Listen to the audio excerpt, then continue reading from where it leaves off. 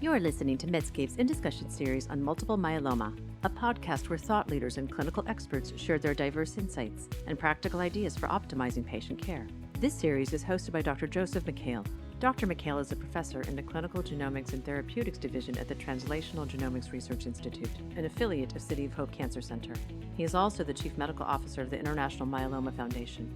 Dr. Mikhael is a consultant hematologist and Director of Myeloma Research at the Honor Health Research Institute, where he conducts Phase 1 clinical trials. Relevant disclosures can be found with the episode show notes on Medscape.com or the Medscape app. The topics and discussions are planned, produced, and reviewed independently of advertisers. This podcast is intended only for U.S. healthcare professionals.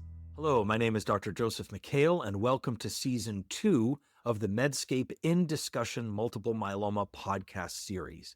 Today we have a great discussion, and it is, how can I ensure that my patients with multiple myeloma experience the highest quality of life? I'm very excited about this episode, and I'm particularly excited because I'm sharing it with not only a dear friend, but a wonderful colleague who has really demonstrated extraordinary expertise in the realm of patient-reported outcomes and quality of life, and that, of course, is Dr. Surbhi Sidana.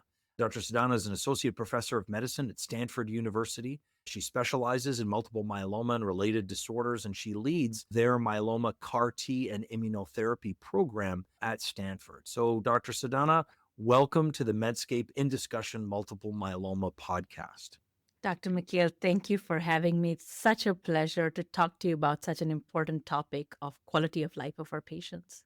It is a great topic, and that's the last time you get to call me Dr. Mikhael. From now on, it's going to be just Joe. And so, as you know, even my patients call me Dr. Joe, but I'm really excited to chat with you about this. The background for our audience is, it's not that quality of life hasn't always been important. Of course, it's always been important. But, back in the day when I started in myeloma, Dr. Sidana was just probably still in utero at the time. But, when I started in multiple myeloma, sadly, our patients barely lived a year. So we focused so much on their quantity of life. We just wanted to give them some time with their families and with their loved ones.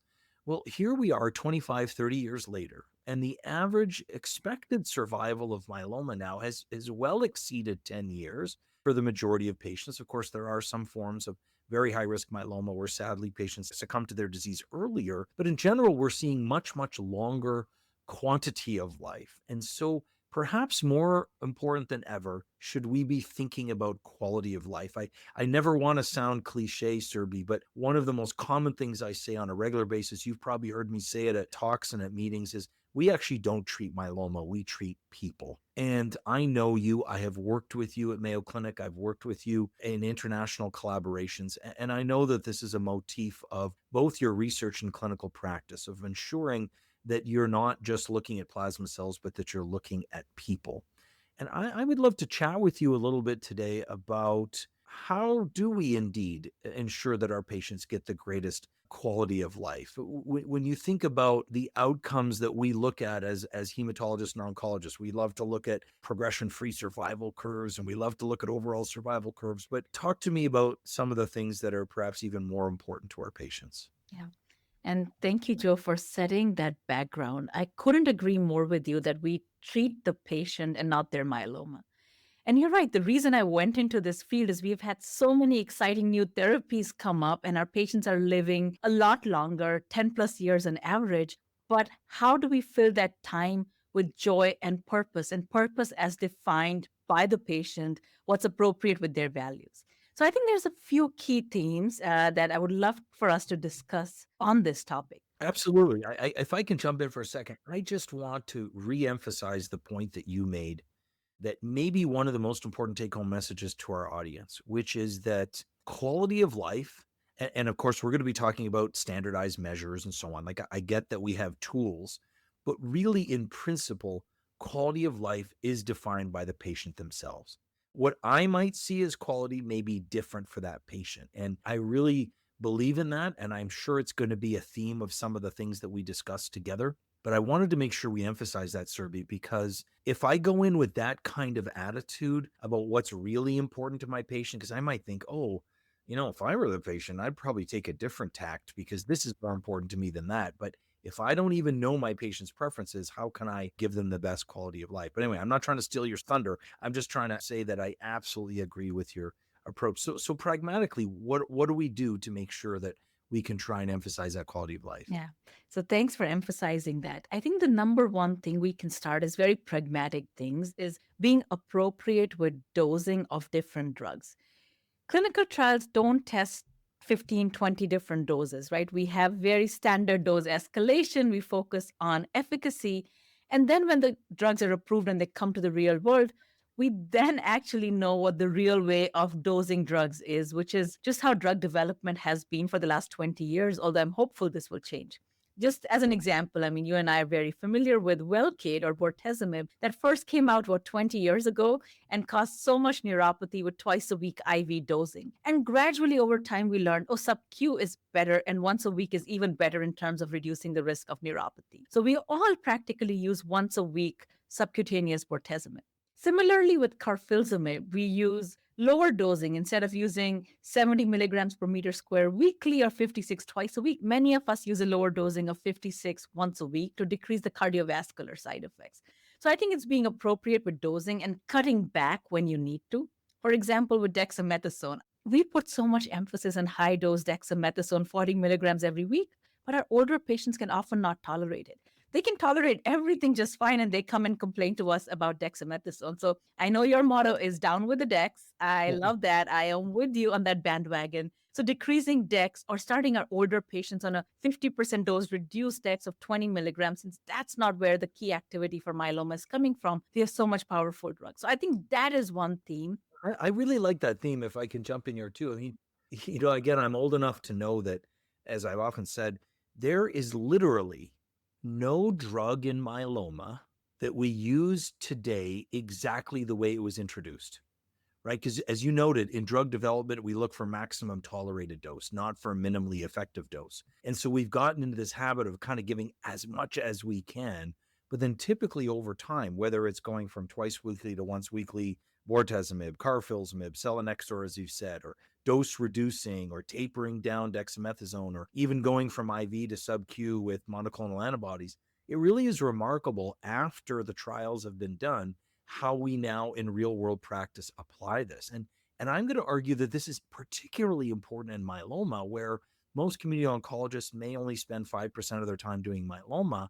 So they may be prone to kind of just looking what was the regimen in the trial, but we want to provide them those options to facilitate better quality of life for their patients by that dose reduction. So I really, what you said really resonates with me, and I'm really thankful that you shared it. Now you had other themes too, so Yeah. I'm not going to steal those from you. So fire away. Of course. And if I could add one tip for our community oncologists listening, don't just look at the package insert for the dosing because that reflects the clinical trial dosing. Look at what's out in the literature or talk to somebody who does myeloma more frequently to talk about what is the optimal way of maximizing efficacy but minimizing toxicity. I mean, some of the common ones we talked about. And I think the second one that I want to talk about, especially as it relates to immunotherapy and even with newly diagnosed myeloma, is appropriate supportive care to minimize side effects. So, of course, when Velcade first came out, we didn't know that much about shingles. Now, everybody gets acyclovir prophylaxis, but that's a learned experience. So, similarly, with bispecific antibodies, right? When they were in clinical trials, we didn't know how immunocompromised these patients might get. We learned from experience. So all of these patients need to be on shingles prophylaxis, PJP prophylaxis, they need growth factor, and very importantly, and that's the most important message, is IVIG. So infections are a problem with bispecifics being aggressive with supportive care because if your patient ends up in the hospital, they're not going to have a great quality of life. Similarly, for things like talquetamab, which is a very effective bispecific antibody, but can also have some skin irritation and taste changes. And that can quite impact our patients' quality of life. So, what we've learned is we are still trying to figure out ways to improve taste. But one thing that works is reducing the dose or reducing the frequency of the drug. So, once someone gets into a deep response, don't continue the Talvi every week or every other week. I think cutting back down on the dose, reducing it to every month, And sometimes I even do it every other month. I think those are important things. And same with teclistamab or elranatamab, decreasing the frequency once somebody gets into a deep response. Now, we can argue what the optimal time is, but that's for another time, is just being careful and intentional with dosing and frequency. Yeah, I think you've captured that so well. I mean, it really does dovetail into what we've said earlier on of dose right off the start, but also adjusting as we go, right? Which of course requires us to listen very carefully to our patients, to know what they're experiencing. But I agree with you. I think we've over-treated people a lot with these immunotherapies. The other area within that that I'd like you to comment on would be, because you've led some of these studies, is sometimes we might look at the clinical trial that was done and say, oh, well, my patient's not eligible because they have renal insufficiency, or, they have these other comorbidities, or maybe they have another malignancy, which would have, prevented them from the trial. I'm quite impressed with the number of sort of real world studies that are coming out. And I said, you've led some of them that have allowed us, with the right supportive care, with this careful approach, to ensure that those patients can also benefit from these therapies, which of course has implications not only for their quantity, but of course their quality of life. You hit it spot on. So, leading the CAR-T and bispecific consortium that we have of multiple centers has been just such a true privilege of the last 2 or 3 years of my career, because we've been able to demonstrate the effectiveness of these immunotherapies in patients who come to our clinic, the real world patients, because as you said it, clinical trials want perfect patients. Of course, they want to define efficacy and minimize the risk. So they exclude a lot of patients. And kidney issues, renal impairment is 25% of people with myeloma, sometimes even more at relapse, right? And they were excluded from CAR-T clinical trials. A lower threshold, but some of them were also excluded from bispecific trials. So we demonstrated that CAR-T can just be as effective in patients who are ineligible for these pivotal trials due to various reasons, be it renal impairment, low blood counts, performance status, or use of some other prior treatments, as it is in trial patients. And these patients can have deep and durable responses with CAR-T and bispecifics. And so somebody comes to you in clinic and they don't meet that perfect criteria. Don't let that be the deciding factor. I mean, having shared decision making, and sometimes you have to push back against insurance too, because they might say, oh, this person doesn't meet that perfect criteria. And then you have to tell them, no, that's not appropriate. These patients can do just as well. And that also happens for patients with things like plasma cell leukemia, who are often excluded from clinical trials. But we may argue that they are the ones who need aggressive therapies the most of all of the other patients. So clinical trials are done that way for a reason. But in the real world, I think these therapies can lead to improved outcomes in a whole spectrum of patients. Of course, we have to be careful about toxicity. So we might have to renally adjust things like lymphodepletion chemotherapy in patients with renal impairment or dialysis, right? We have to adjust the doses, we have to work with a nephrologist, but we can safely deliver them. So the message is that do not hold treatment, just find the right and appropriate way to safely deliver these treatments and shared decision making. That's most important. Yeah, I want to come to that shared decision making in just a minute. But the more I listen to you, the more I sort of piece this together as being really a whole strategy, and maybe I'm getting hungry or something, but I sort of think of, you go to a restaurant and they have a preset menu, or they're a certain dish a certain way, and you're going to be a lot happier if you're able to have it. I'll pick on myself for a minute. For whatever reason, I'm not a big fan of pickles, right? So I'm going to say, can you hold the pickles on this? It really makes my meal that much better. Now, again, I'm not trying to minimize what our patients experience, but what I'm hearing is that these regimens that are built, and so often we're very grateful for our pharmacist colleagues who say, look, this is how it was delivered in the trial, this was the dosing regimen. There is a lot of flexibility to that. We have learned over time, how do we apply that? And I think that's often the difference between someone who has the privilege of doing myeloma all the time and someone who is taking care of 20, 30 different kinds of tumor types. And we want to be available there to you, to help you, to guide you through that. I always encourage our community oncologists, have one of the myeloma doctors in the country on speed dial. We love to try to help and say, oh, look, this is how I would give the carfilzomib. This is how I would dose this drug. And this is what supportive care I would give. Because sometimes they're not all captured in the trial, because at worst, either patients never get the treatment, or patients end up having a toxicity that often brings them off the treatment, or that they suffer at the same time. And so I really do think it is both a quantity and quality issue as we look at that. Now, I want to go back to one of our initial statements. I said we treat people, not myeloma. You brought up twice very briefly in your statement shared decision making. And maybe you can talk to me a little bit about like what does that really mean? What does it look like? And how important is the two-way conversation with our patients? I know sometimes people we start to talk about this and they think, it's a little bit more touchy-feely. I teach our residents all the time that communication, we've proven in all fields of medicine and arguably the most in oncology, when there is a therapeutic relationship between the healthcare team and the patient, it not only improves their quality, it also improves their quantity of life. But if I want to improve my patient's quality and quantity of life, I need to be able to communicate with them. But how does that look to you? How do you approach that? What does shared decision making mean to you and how you apply it in clinic? So thank you again for bringing this point back. As we talked about, a patient's quality of life is how they want to live life on their own terms, what trade offs they are willing to make for what benefit. And I think this is where shared decision making comes in. 20 years ago, when we only had two options to treat myeloma, there wasn't much opportunity for shared decision making. But think about it for now. We have so many options.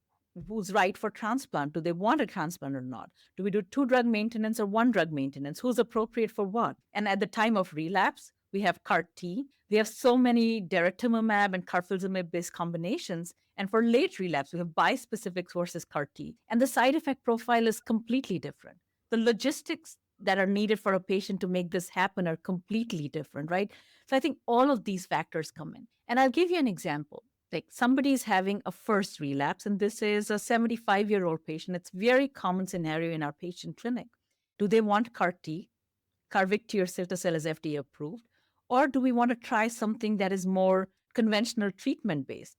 You may assume that a 75-year-old may not want to go for aggressive treatment, but that's not true, right? Everybody has their own priorities. Maybe this is a very fit person and they prioritize travel to visit their family across the country and travel to different places of the world. So they're willing to take the slightly increased risk of side effects and all of the logistical burdens that come with going through CAR T to have a treatment free interval, whereas having to be stuck with infusions all the time. Other people, maybe it's somebody who's widowed and they don't have a spouse or a caregiver to be able to go through CAR T and they prioritize less intense therapy. I mean, this is what shared decision making looks like in clinics. So I think knowing the patient, knowing what they prioritize, and talking to them about side effects and logistics, and then figuring out what they want. I love that. I mean, you've made it so pragmatic, right? Because I think sometimes when people hear shared decision making, they look at these sort of long descriptions, and you do A, and then you do B, and then you do C, and then you do E, and then I mean, to me, it's bathed in a simple principle: is that I have this full menu of options for the patient, and I don't just impose it on the patient. I learn what's important to the patient, and then match that menu with the patient's preferences, and all the while engaging them in the discussion. I think you've captured that so nicely because it's a beautiful thing to have choice. I do remember those days where we had almost no choice. And now I really think it's only going to continue to grow as we have more combinations and more drugs available. I want to shift our focus a little bit. So you've shared with us beautifully the importance of quality of life of our patients and very practically and pragmatically what we do in the clinic and how we can ensure as best we can that our patients experience their highest quality of life. I think of the vision of the IMF where I also work is, that every myeloma patient lives life to the fullest, unburdened by the disease. And that's what we seek to do. But on a more academic, but also I think ultimately very practical level, I'd like you to share with us a little bit about your leadership role and the work that you're doing through our International Myeloma Working Group, which for those who aren't familiar, the IMWG as it's called, is about 370 experts in myeloma right across the world. We have the privilege of, if you will, setting the table for myeloma, defining what myeloma is, defining its response criteria. And all this is done in beautiful collaboration together and primarily through work groups that do a lot of background work and study and trials and studies to try and ensure that our myeloma patients are given the very best. And we've more recently had a new committee, and I'd like you to tell us a little bit about it, what the purpose is of it, and what you're working on thus far, Surbhi. Yeah, thank you, Joe, for highlighting this work as well. So, I want to share with the audience under the International Myeloma Working Group, we have created a committee on patient reported outcomes and quality of life. And I co lead this with Dr. Sonia Zwiegman from Amsterdam. And the purpose of this committee is multifold. First is to harmonize how we evaluate quality of life of patients and then focus on clinical trials on improving quality of life of our patients in parallel with improving efficacy of treatment. So, one thing we realized while we were evaluating PROs or patient reported outcomes is that everybody defines them differently. So, if a patient comes to clinic and says, Doctor, what do you think my quality of life would be on this treatment? You can give them your own anecdotal experience, or you can then take an approach where patients answer in their own words these standardized questionnaires or PRO questionnaires and tell them, well, at baseline on average, this is how it was, this is how it changed over time, it went down or up. And these are the little things like, physical function or their emotional well being changed, which all sounds great. But when we started diving into the literature and said, what did trial A versus trial B look at? And when we looked at 50 different trials, they looked at 10 different questionnaires, and even when using the same questionnaire, evaluated the statistics 50 different ways. So if you were to tell your patient this is what it looks like in trial A versus trial B, an amateur would say, oh, one looks better than the other. But honestly, that's not the truth, because if you look into the details, everybody's evaluating it very differently. And 20 years ago, this is what was happening with response criteria as well. And IMWG harmonized that. What we all call a complete response in one trial is the same in a different trial.